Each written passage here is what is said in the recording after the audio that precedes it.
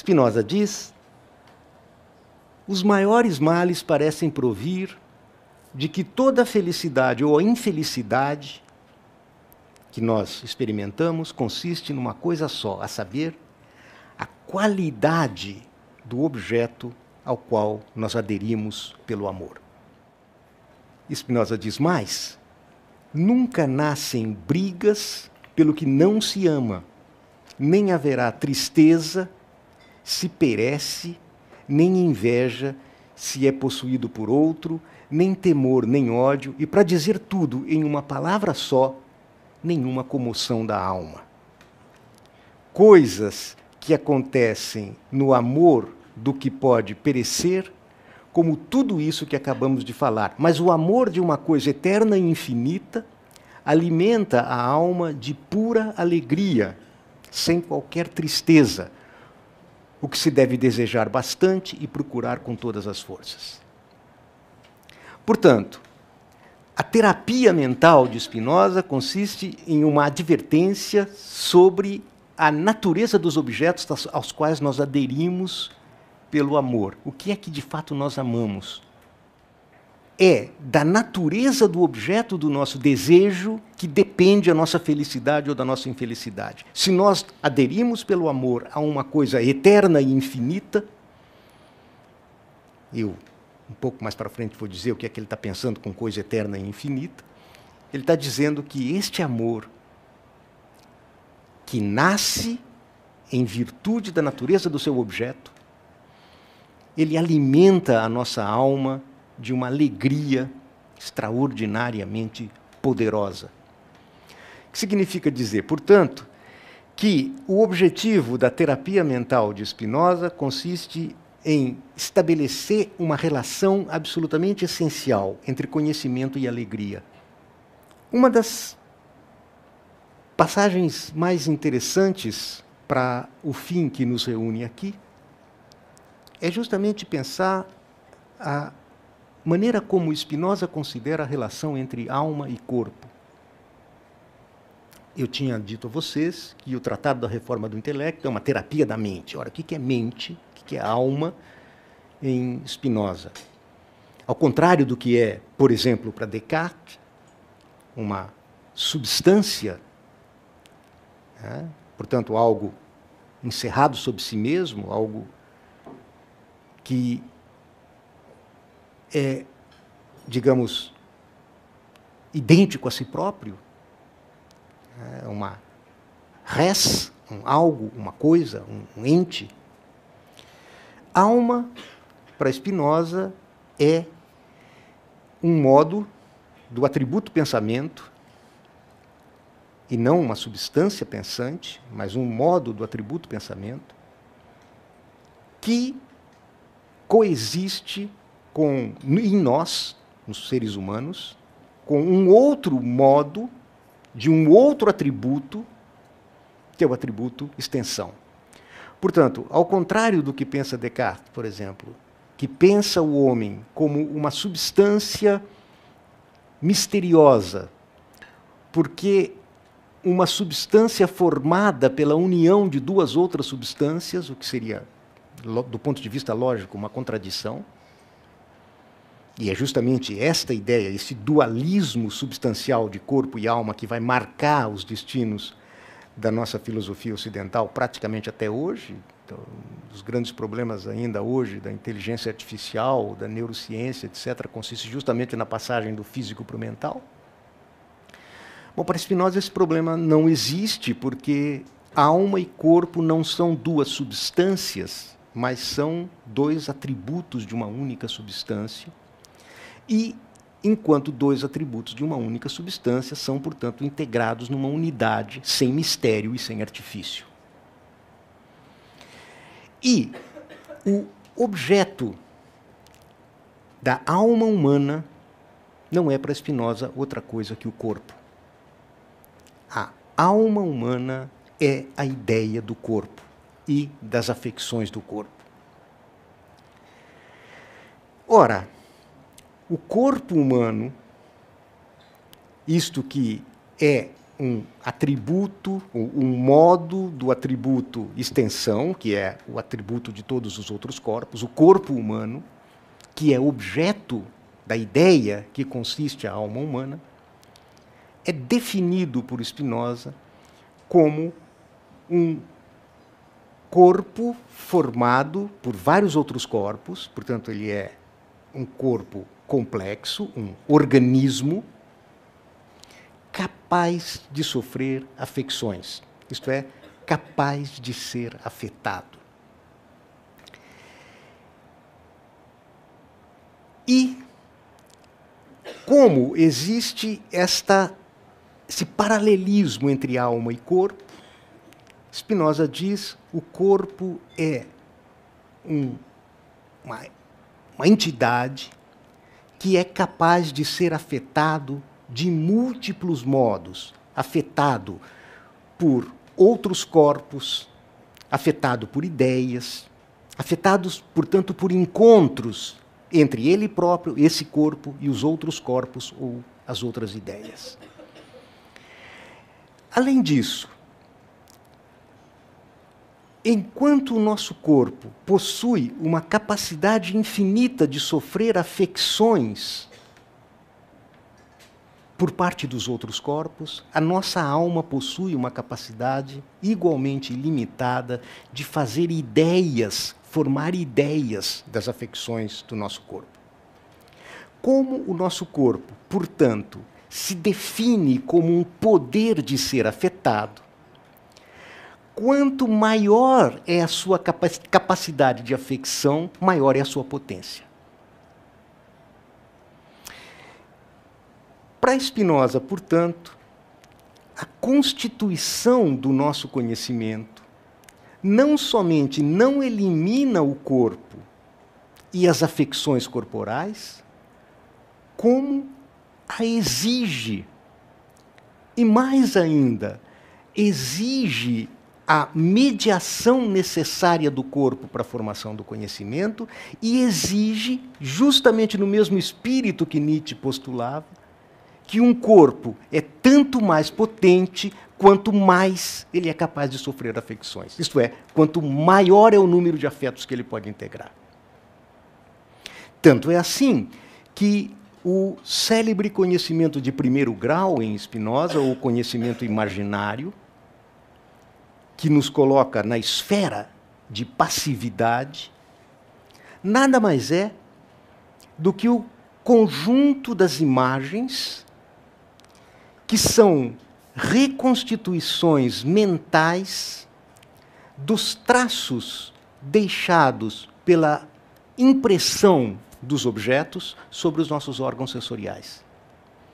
Então, deste ponto de vista, o nosso conhecimento mais inicial, o nosso conhecimento menos perfeito, é justamente esse conhecimento imaginário que resulta do encontro entre os nossos corpos e os outros corpos, das afecções deixadas nos nossos órgãos sensíveis pela impressão neles impressa pelos corpos que nos afetam.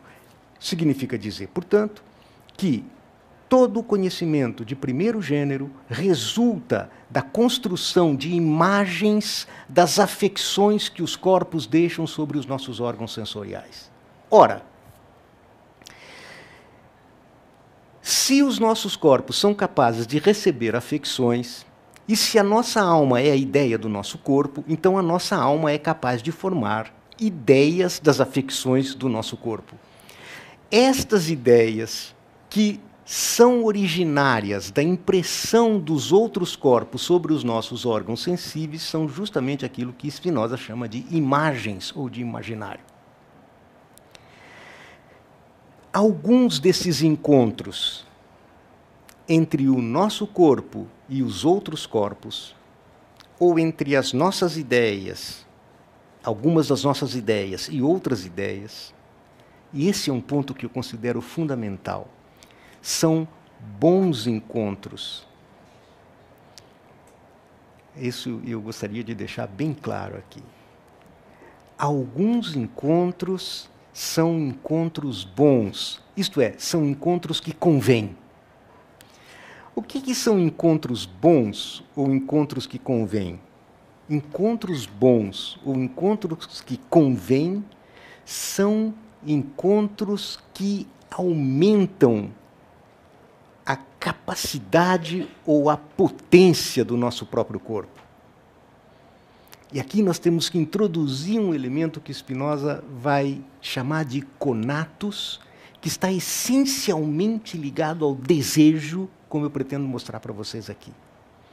Todos nós, homens e mulheres, na medida em que nós somos, para usar o léxico de Spinoza aqui, modos finitos de uma única substância, chamada Deus ou natureza, é isso que Spinoza queria dizer, uma coisa eterna.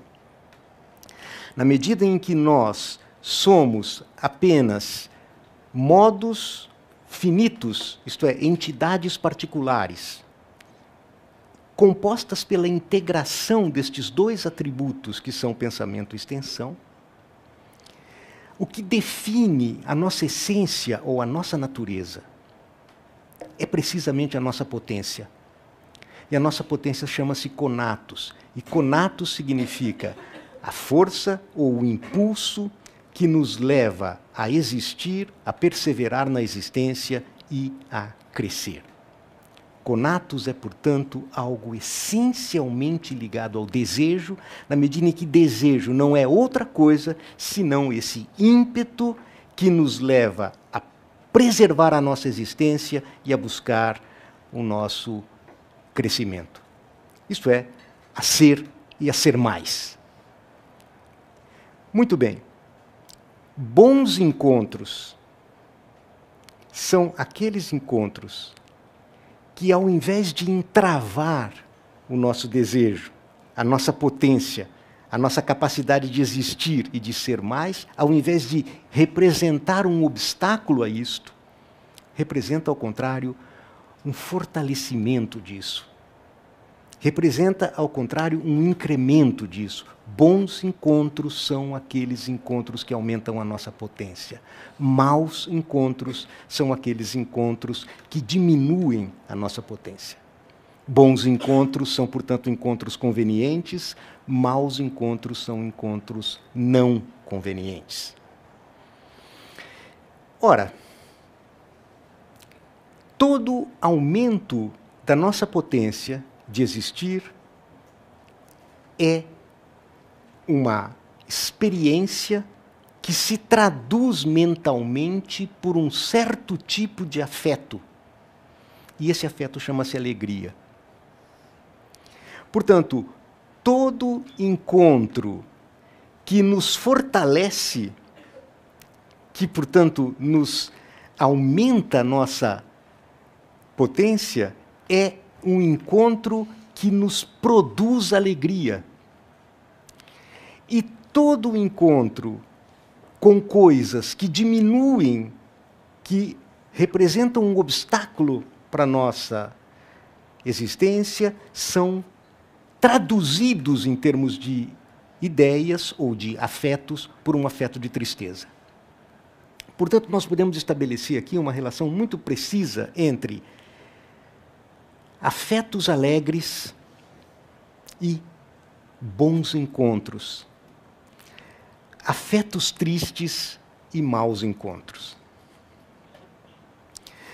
Todo bom encontro produz como resultado desta conveniência entre o corpo afetante e o corpo afetado um sentimento de alegria.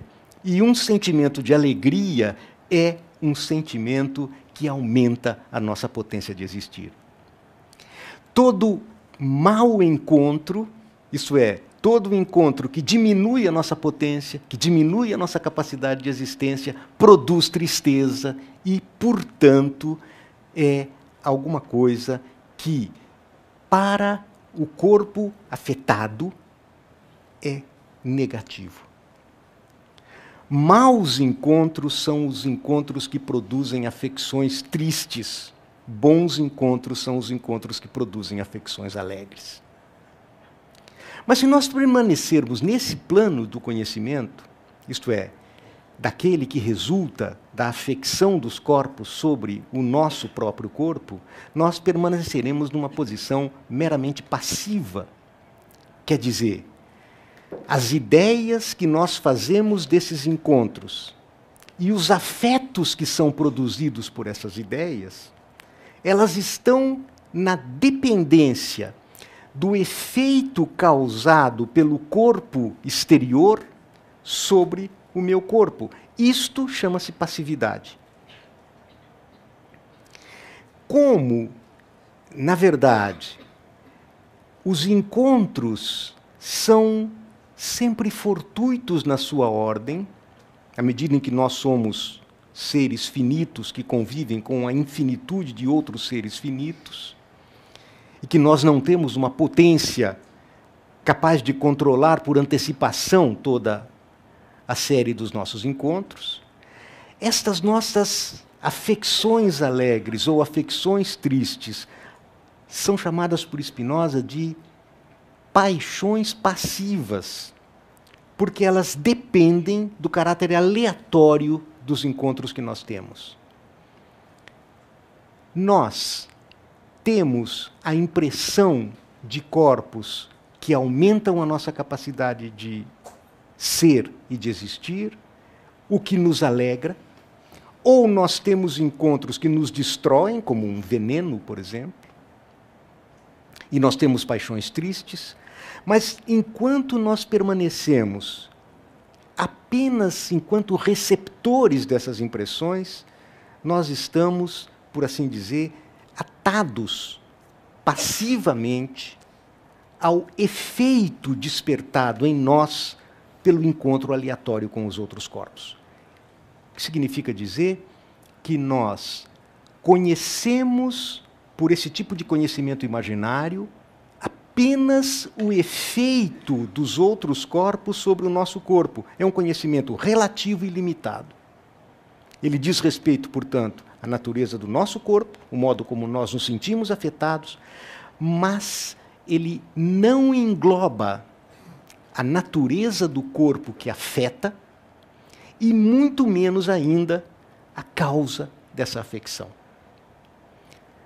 Por isso, a felicidade que depende deste tipo de conhecimento é uma felicidade que certamente aumenta a nossa capacidade de existir, mas que ela é muito limitada, porque ela está sempre na dependência do caráter absolutamente casual dos encontros entre o nosso corpo e os outros corpos.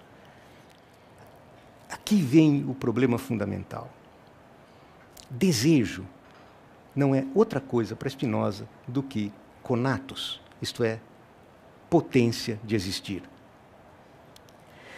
Isso significa dizer, portanto, que mesmo neste conhecimento mais rasteiro, mais chão que é o imaginário, na medida em que nós experimentamos paixões alegres e que esta paixão turbina, por assim dizer, incrementa a nossa potência de existência, isso significa dizer que existe uma espécie de mola propulsora, de impulso desejante, que nos faz ir além deste modo de conhecimento que é meramente imaginário. Ou seja, se o nosso corpo convém com o corpo que o afeta, se o encontro é bom, e se este bom encontro produz alegria, isso significa dizer que este encontro é útil para mim, é útil para o meu corpo. E, portanto, soma-se aqui a natureza do meu corpo e a natureza do corpo afetante, e algo em mim, um impulso em mim, me leva a superar este primeiro grau de conhecimento e conhecer por que razão se dá este tipo de afecção em mim, quer dizer, por que razão este corpo convém com o meu corpo, qual é a causa que produz esse tipo de afecção. Quando eu sou capaz agora, não somente de um conhecimento que detecta uma certa flutuação na minha potência de existir, mas que é capaz de compreender por que aquele corpo afeta o meu corpo, e afeta desta maneira, eu não sou mais passivo em relação ao caráter meramente fortuito do encontro, mas eu sou capaz de compreender a ordem. Eu sou capaz de reconstituir a gênese do processo pelo qual se produziu em mim uma afecção alegre. O que significa dizer, portanto, que eu deixo uma posição de pura passividade e assumo uma posição ativa de busca de encontros que sejam encontros úteis para mim, isto é, encontros que aumentem a minha potência de existir, isto é, encontros alegres. Eu sou, por assim dizer, impelido a conhecer, através de um conhecimento de outro gênero, um conhecimento que reconstitui a causa das afecções que os objetos produzem em mim, e a partir daí eu passo de um conhecimento meramente imaginário para um conhecimento intelectual. Conhecimento intelectual significa ideias verdadeiras. Ideias verdadeiras significa aquela ideia que reconstitui a gênese do seu objeto. Portanto, embora se possa dizer que o conhecimento de primeiro grau, ou de primeiro nível, o conhecimento vulgar, aquilo com que começa todo o nosso conhecimento, seja um conhecimento imperfeito, incompleto, passivo, existe nele uma espécie de impulso, precisamente no que diz respeito ao aumento da nossa potência, que de dentro da nossa própria natureza, de dentro do nosso próprio conatos, desperta o desejo de conhecer de maneira mais plena, mais verdadeira. Para quê? Para se tornar mais feliz. Liberdade significa para Spinoza precisamente isso. Nada parecido com livre-arbítrio, capacidade de fazer A ou o contrário de A. Significa conhecer a ordem da natureza, significa conhecer a gênese das nossas ideias e dos objetos que a elas correspondem, significa reconstituir a ordem da natureza. E a ordem da natureza é uma ordem causal. Significa dizer, portanto, que sujeito em Spinoza não é, de jeito nenhum, o sujeito monádico, individual, encerrado sobre si mesmo, mas é aquele que é capaz de perceber a sua inserção na ordem universal da natureza. É aquele que é capaz de detectar os seus encontros úteis, isto é, aquele que é capaz de unir-se pelo amor a objetos que aumentem a sua potência e de evitar o encontro com objetos que produzam afecções tristes e que, por conseguinte, diminuam a sua potência. O que é que significa, portanto, o verdadeiro bem? O verdadeiro bem significa, para Spinoza, liberdade. O que é que significa liberdade? Liberdade significa uma atividade incessante de diminuir o máximo possível as nossas dependências, quer dizer, nós inevitavelmente seremos afetados pelos outros corpos, estaremos ligados afetivamente aos outros corpos, mas quanto mais eu sou capaz de ativar os meus afetos, quer dizer, não apenas de permanecer ligado passivamente a uma paixão alegre ou triste, mas compreender a razão pela qual esta paixão alegre ou triste é produzida em mim, portanto, reconstituir a gênese da afecção, tanto mais eu passo de uma situação de passividade para atividade, isso significa eu sou livre. Liberdade, em Spinoza, significa, portanto, livre causalidade. Isto é, eu deixo de ser um marionete, um joguete dos encontros fortuitos com os objetos e passo a buscar ativamente um gênero de conhecimento que produza em mim emoções alegres. Porque produzir emoções alegres significa precisamente aumentar a minha potência de existir. É isso que significa ativar os afetos. E, para que eu intensifique ao máximo a minha capacidade de existir, a minha potência de existir, eu tenho que intensificar ao máximo um certo tipo de conhecimento que seja maximamente capaz de me tornar alegre. E eu só faço isso na medida em que eu abandono a minha posição de isolamento, a minha posição, digamos, de indivíduo singular, e passo a me compreender, na medida das minhas possibilidades, passo a me compreender como um elemento da cadeia da natureza. E é só na medida em que eu me concebo como um elemento da ordem universal da natureza é que eu posso abandonar certas ilusões de onipotência. É que eu posso, portanto, conceber claramente aquilo que eu posso e aquilo que eu não posso. Eu sou capaz de diferenciar os encontros que me são convenientes dos encontros que não me são convenientes. E, sobretudo, eu sou capaz de identificar qual é o tipo de objeto ao qual eu, me ligando pelo amor, posso ser maximamente feliz. Isso é o sumo bem. E o sumo bem é o convívio com os outros homens. Partilhar, tanto quanto possível, com os outros homens, esse gênero de sabedoria. Ou seja, portanto, a resolução do programa de terapia da mente de Spinoza é natural e inequivocamente política. Uma sociedade como essa é uma sociedade que tem que banir as duas possibilidades de infelicidade humana, a ignorância e a superstição. Porque é precisamente a ignorância e a superstição que nos mantêm escravos e que, portanto, produzem em nós necessariamente afetos tristes.